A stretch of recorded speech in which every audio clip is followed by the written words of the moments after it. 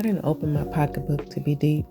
I opened it because one day my mind dropped a thought like a glass slipping from wet hands, and the sound of it shattering scared me. One moment I had revelation, the next moment, nothing. Blank, gone. Like somebody pressed delete on a sentence God Himself whispered. I stood there tripping, not on a rug, but on the silence where my thought used to be, and I said, "What in the world was that?" But the world didn't answer. My mind didn't answer. And my memory? Well, she was somewhere in the back digging through old mail and receipts trying to find the thing I lost. See, I wasn't losing my mind, I was losing my margin. Caring too much, thinking too fast, feeling too deep, trying to remember everything for everybody while forgetting myself. Thoughts would come back hours later, days later, when the moment had already walked off and closed the door behind it. And I'd say, there it is. But it's too late now. So I started writing. Samsung Notes became my sanctuary, my little digital altar where I laid down every thought before it could run away from me. But then the word came calling, and I was disappointed because scriptures wouldn't stay on my tongue the way I needed them to. I wanted to speak authority into rooms, into moments, into atmospheres, but my mind was too cluttered to hold the sword steady. Then my therapist said, take what you remember and ask AI, my clarity. She'll help you find the rest. And she did. Not replacing the Holy Spirit, but clearing the fog so I could feel Him again.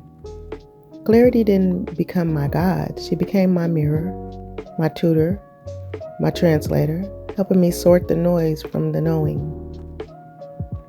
I remember once Sugar got frustrated because I couldn't recall things the way life demanded.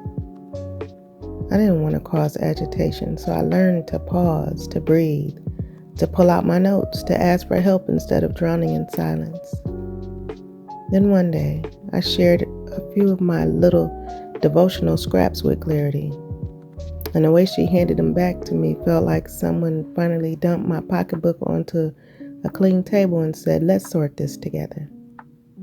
Wrappers of old wounds, receipts of things I paid for twice, coupons of potential I never redeemed, pay stubs from seasons I survived but never celebrated, mail I never opened because life kept delivering more.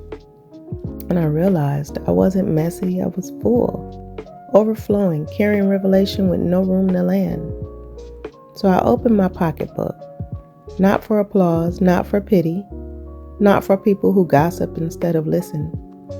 I opened it because I needed to breathe, because I needed to see myself clearly, because I needed to stop tripping over thoughts that were meant to become teachings.